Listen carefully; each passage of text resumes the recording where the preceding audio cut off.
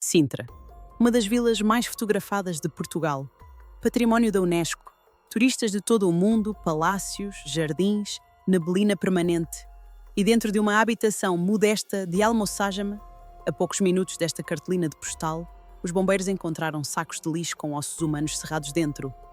O jornal Correio da Manhã publicou a manchete que parou Portugal. Psicopata assassino comeu o sogro. Almoçagem entrou em pânico. O país ficou em choque. A Polícia Judiciária emitiu um comunicado oficial a dizer que não tinha qualquer indício que sustentasse a tese do canibalismo. Mas a dúvida ficou. E é essa dúvida, fria, impossível de resolver, suspensa entre o que foi provado e o que nunca pôde ser descartado, que torna este o caso mais perturbador da história criminal recente de Portugal. Anatoly Bobrich tinha 51 anos. Desapareceu em maio de 2005. O genro esquartejou-o, isso está provado. Comeu-o? A resposta oficial é não. Mas os ossos foram encontrados. E o homem que os deitou no mato continuou a sua vida como se nada tivesse acontecido.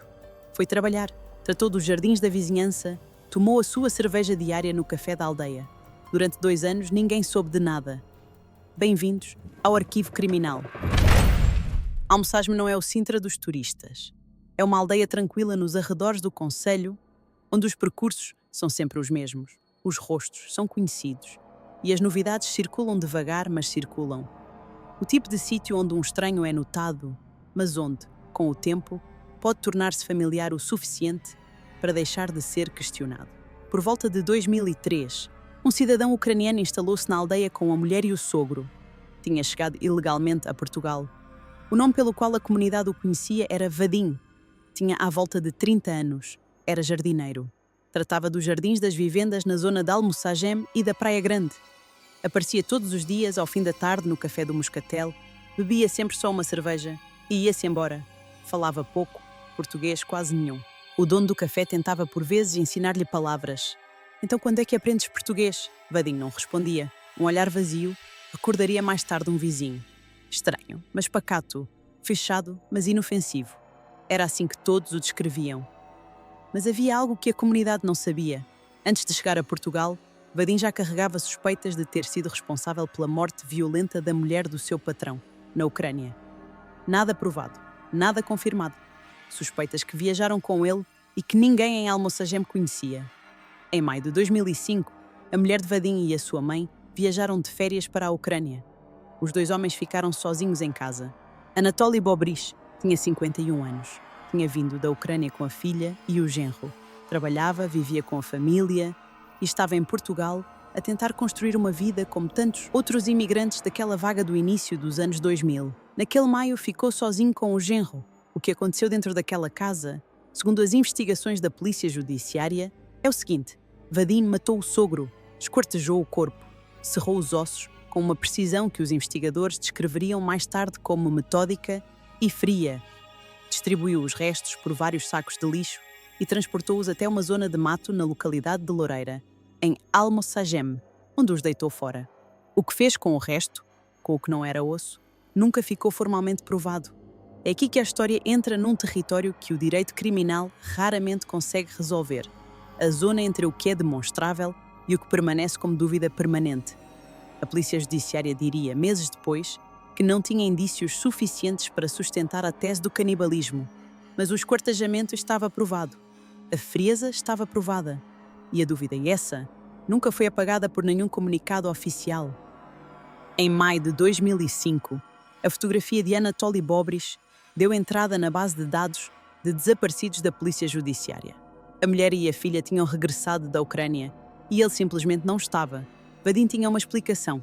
Ou talvez não precisasse de nenhuma. Ninguém provou nada. Não havia corpo, não havia cena de crime identificável. Havia apenas um ucraniano desaparecido e um genro que continuava a sua vida como se nada tivesse acontecido. Voltou ao café, voltou aos jardins, voltou à cerveja das tardes. E as semanas passaram. E os meses. E Anatoly continuou desaparecido, a sua fotografia suspensa numa base de dados digital que ninguém consultava. Mas havia algo que a Polícia Judiciária ainda não sabia. Naquele mês de maio de 2005, Vadim tinha descrito o crime a um amigo, com um nível de detalhe que tornava impossível duvidar. O amigo não foi às autoridades, e o silêncio continuou. 1 ano e 3 meses depois, Vadim matou de novo. A Praia Grande fica a poucos quilómetros de Almoçagem, uma zona de moradias, vivendas com jardim, moradores que, na sua maioria, vivem sozinhos ou em casais. Vadim conhecia bem a área. Tratava dos jardins de vários proprietários. Era um rosto habitual. Entre as suas clientes havia uma mulher de 65 anos. Vivia sozinha numa grande vivenda. Vadim trabalhava para ela regularmente.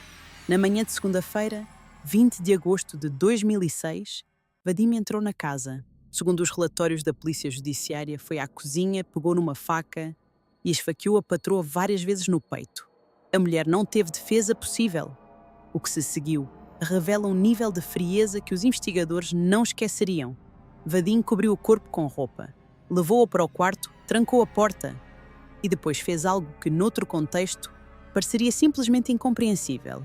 Abriu todos os bicos do fogão, gás a encher a vivenda lentamente. E antes de sair, deitou fogo ao corpo, com a intenção de que as chamas, alimentadas pelo gás, consumissem tudo. A falta de oxigênio num quarto fechado e trancado não permitiu que o plano funcionasse. Quando os bombeiros de Almoçagem chegaram, chamados por uma empregada que tinha ido à vivenda, encontraram apenas pequenos focos de incêndio, rapidamente controlados. O cão da dona da casa estava na casa de banho, morto, intoxicado pelo gás. A porta do quarto estava trancada. Teve de ser arrombada já com a GNR presente. Lá dentro, o corpo da mulher de 65 anos, com apenas algumas queimaduras. A investigação transitou imediatamente para a Polícia Judiciária. Nessa tarde, a equipa de homicídios recolheu vestígios e interrogou vizinhos. Tudo apontava para o jardineiro ucraniano. Mas Vadim tinha desaparecido.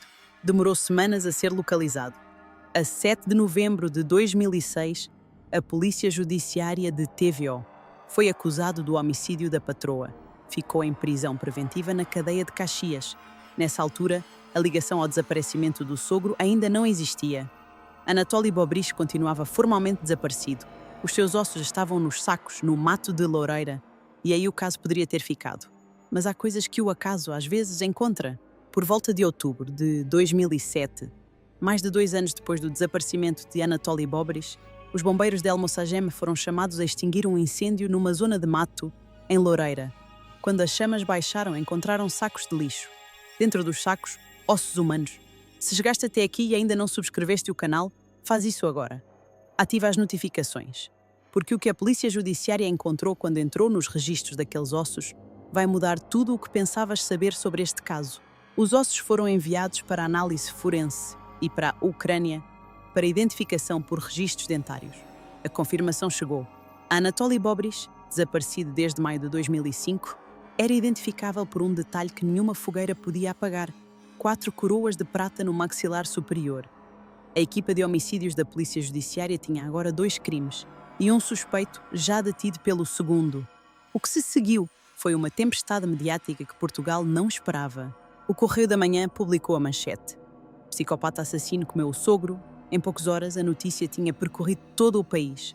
Almoçagem, uma aldeia que ninguém conhecia, tornou-se o centro de uma histeria coletiva.